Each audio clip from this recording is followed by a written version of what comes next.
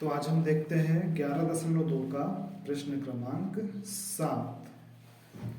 ये क्वेश्चन जो है बहुत ज़्यादा इंपॉर्टेंट क्वेश्चन है। 3 स्टार लगा लो इस पर भी।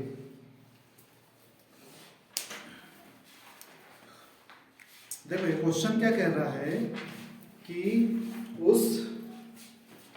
ये तो हो गया अपना प्रश्न 7 जो है, चंद्रमा का व्यास पृथ्वी के व्यास का लगभग 1/4 है, तो इन दोनों के पृष्ठीय क्षेत्रफलों का अनुपात ज्ञात कीजिए। क्या कहा है कि चंद्रमा का जो व्यास है वो पृथ्वी के व्यास का 1/4 है, तो हमें इन दोनों के पृष्ठीय क्षेत्रफलों का अनुपात ज्ञात करना है। तो देखो चंद्रमा और पृथ्वी दोनों की त्रिज्या निकालनी पड़ेगी पहले। तो हम मान लेते हैं कि पृथ्वी की त्रिज्या कितनी है, कैपिटल R है, इसलिए पृथ्वी का व्यास क्या होगा, त्रिज्या R है तो व्यास क्या होगा, व्यास क्या होता है त्रिज्या का 2 गुना होता है, इसलिए त्रिज्या यदि R है तो व्यास क्या हो जाएगा 2R हो जाएगा, है ना। अब देखो प्रश्न में क्या कहा है, प्रश्नानुसार चंद्रमा का व्यास जो है वो पृथ्वी के व्यास का कितना है 1/4 है। कितना है 1/4। अब ये किसका, पृथ्वी के व्यास का, पृथ्वी का व्यास क्या है 2R है ना, और इसके व्यास का, चंद्रमा का व्यास क्या है 1/4 है। 1/4 को हम कैसे लिखते हैं 1/4। ये किसका व्यास हो गया, चंद्रमा का। क्यों ऐसा लिखा है, क्योंकि उसमें कहा है क्वेश्चन में पृथ्वी के व्यास का 1/4 है, किसका व्यास, चंद्रमा का व्यास, इसलिए अपन ने इसको इस तरह से लिख दिया। अब हमें निकालना पड़ेगा इसकी, अच्छा इसको थोड़ा सा हम सरल करें तो क्या होगा, देखो 2 एकम 2, 2 दूनी 4, कितना आ गया, यहाँ पर R बचा है और नीचे क्या बचा है 2 बचा है। ये क्या हो गया, चंद्रमा का व्यास हो गया, ठीक है। अब हमें इसकी क्या निकालना है, त्रिज्या निकालना है चंद्रमा की। तो व्यास के बाद हम निकालते हैं इसकी त्रिज्या, तो त्रिज्या क्या हो जाएगी, इसकी जो त्रिज्या हो जाएगी वो क्या होगी R। अच्छा देखो त्रिज्या क्या होती है, व्यास की आधी होती है, व्यास कितना निकला इसका R/2, तो उसकी त्रिज्या मतलब व्यास का आधा, ये व्यास का मतलब गुना, और आधा मतलब कितना होता है 1/2, तो ये त्रिज्या कितनी हो जाएगी चंद्रमा की R/2 दूनी 4, ठीक है। यहां तक कोई दिक्कत नहीं है। अब हम देखते हैं इसमें क्वेश्चन में कहा है दोनों के क्षेत्रफलों, पृष्ठीय क्षेत्रफलों का अनुपात निकालना है, किस किस का, चंद्रमा व पृथ्वी के पृष्ठीय क्षेत्रफल का अनुपात बराबर, देखो ये कैसे निकलेगा, दोनों में सूत्र लगेगा, दोनों किस आकार के हैं, गोले के आकार के। तो गोले का जो सूत्र होता है पृष्ठीय क्षेत्रफल का वो क्या होता है 4πr² होता है ना। तो R इसकी त्रिज्या कितनी है, कैपिटल R है, तो इसका स्क्वायर हो जाएगा बटे त्रिज्या इसकी कितनी है चंद्रमा की। अब अपन नीचे किसका लिखेंगे, चंद्रमा का। एक काम करते हैं यहाँ पे, इसको थोड़ा सरल करने के लिए ऊपर मैं यहाँ लिख देता हूँ, ऊपर किसका रहेगा पृथ्वी का, पृथ्वी का लिखे। अच्छा क्वेश्चन में क्या कहा गया है एक बार देखना फिर से, क्वेश्चन में कहा है चंद्रमा का व्यास का आधा, तो पृष्ठीय क्षेत्रफलों का अनुपात ज्ञात कीजिए। तो हम पहले लिखते हैं चंद्रमा का पृष्ठीय क्षेत्रफल, चंद्रमा का पृष्ठीय क्षेत्रफल बटे नीचे हम लिखेंगे किसका, पृथ्वी का पृष्ठीय क्षेत्रफल। अब इसके सूत्र में अपन मान रखते हैं, दोनों गोलाकार होते हैं इसलिए उसका गोले का सूत्र लगेगा, इसमें लगेगा 4π आर स्क्वायर बटे इसका क्या रहेगा 4 पाई आर स्क्वायर। अब दोनों की त्रिज्याएं क्या क्या है देखते हैं।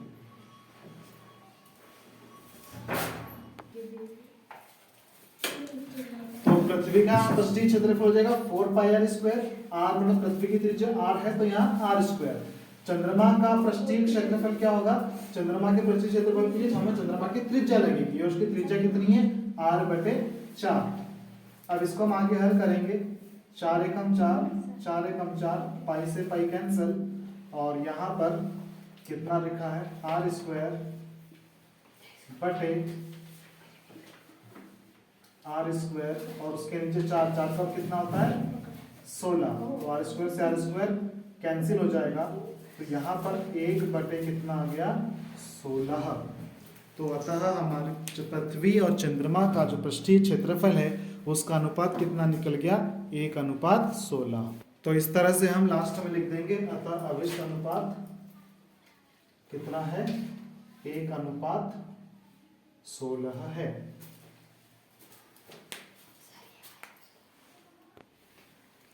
देखो अगला प्रश्न क्या कह रहा है, एक अर्ध गोलाकार कटोरा जो है वो कितनी मोटी स्टील से बना है 0.25 सेंटीमीटर मोटी स्टील से बना है। इस कटोरे की आंतरिक त्रिज्या 5 सेंटीमीटर है तो कटोरे का बाह्य वक्र पृष्ठीय क्षेत्रफल ज्ञात कीजिए। अब इस प्रश्न को ठीक से समझना, 2 त्रिज्या दी है इसमें, कौन सी देखो आंतरिक त्रिज्या यहां से लेकर यहां तक ये कितनी दी हुई है, कटोरे की आंतरिक त्रिज्या दी हुई है यहां से यहां तक कितनी दी है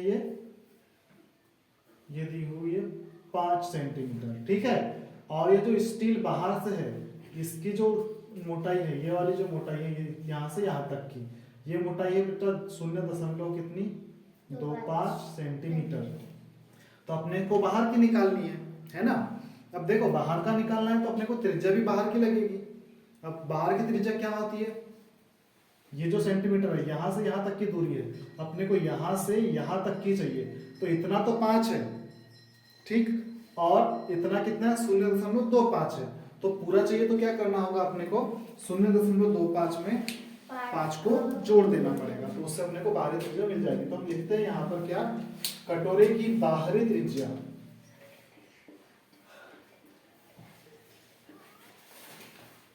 नहीं पहले दिया है कटोरे की आंतरिक त्रिज्या कितनी है, कटोरे की आंतरिक त्रिज्या स्मॉल आर से दर्शाते हैं इसको, ये कितनी दी हुई है 5 सेंटीमीटर। अब चूंकि जो है कटोरा उसकी मोटाई कितनी है, कटोरे की मोटाई दी हुई हमें कितनी है, कटोरे की मोटाई देखो, कटोरे की मोटाई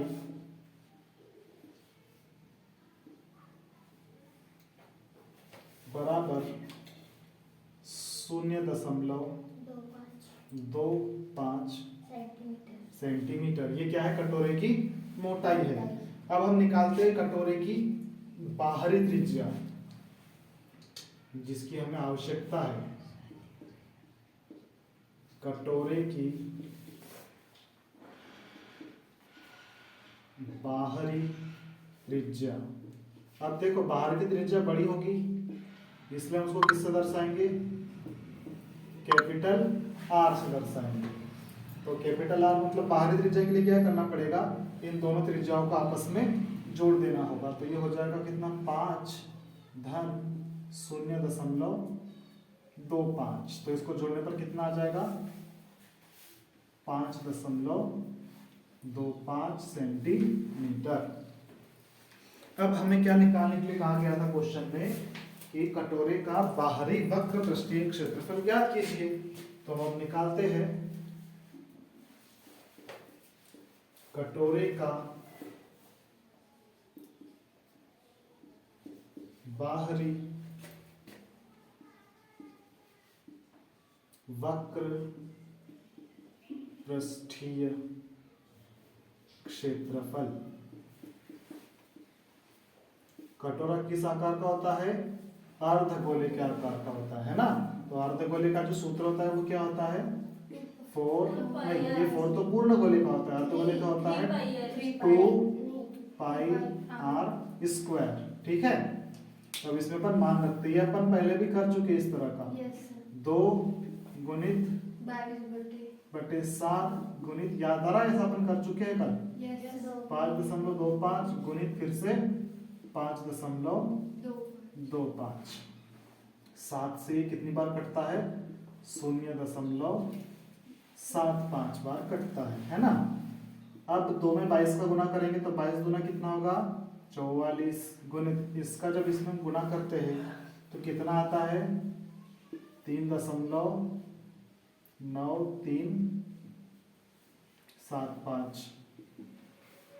और इनका जब हम आपस में गुना करते हैं तो ये आता है 173.524। इसका देखना एक बार गुना करके। हाँ, तो 173.25 वर्ग सेंटीमीटर, ये होगा इसका फाइनल आंसर।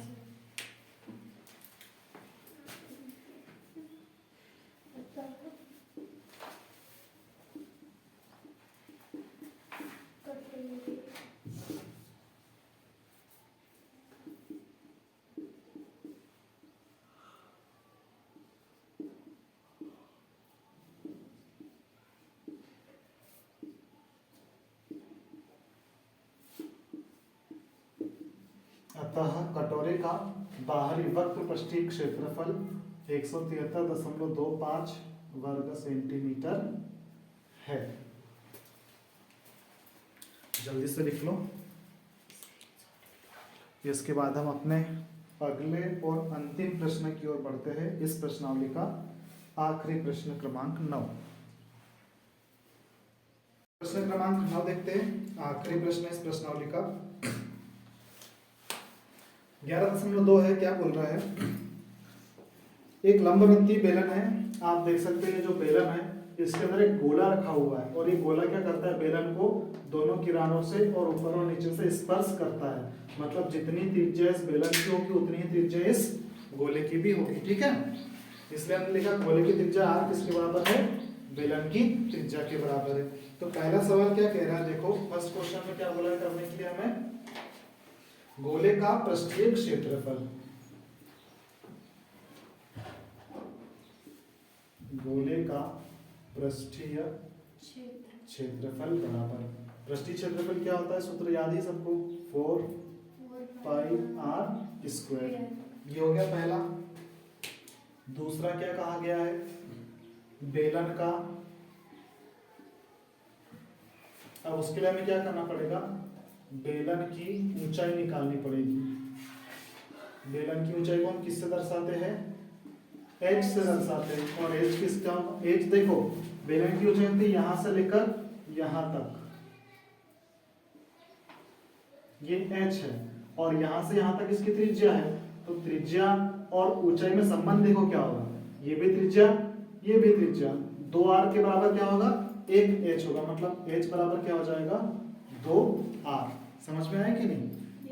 क्योंकि ये यहां से यहां तक बेलन की ऊंचाई है, और यहां से यहां तक भी त्रिज्या होती है, ये भी त्रिज्या होती है। तो एक और एक कितनी त्रिज्या हो गई? 2 त्रिज्या, या फिर व्यास भी कह सकते हैं। तो ऊंचाई किसके बराबर है? 2r के बराबर है। तो अब हम क्या निकालते हैं? क्या निकालने को बोला? बेलन का वक्र पृष्ठीय क्षेत्रफल। तो बेलन का वक्र पृष्ठीय क्षेत्रफल बराबर क्या होता है? इसका वक्र पृष्ठीय क्षेत्रफल वही 4।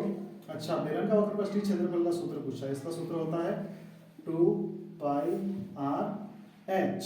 तो यहां से 2 पाई, और आर का मान तो आर ही रहेगा, लेकिन एच का मान यहां से क्या आ जाएगा? 2r। ठीक है, 2 पाई के जगह 2 पाई आर, और h का मान कितना है? 2r। तो हमने 2r यहाँ पे लिख दिया है। अब इसका हम आपस में गुणा कर देते हैं। तो 2 का 2 में गुणा करेंगे तो 4, और आर में आर का गुना करेंगे तो आर स्क्वायर। ठीक है, तो ये हो गया अपना दूसरा भी आंसर और ये पहला आंसर। अब तीसरा और आखिरी सवाल देखो इसका क्या है। इसका जो आखिरी सवाल है ये देखो क्या कह रहा है।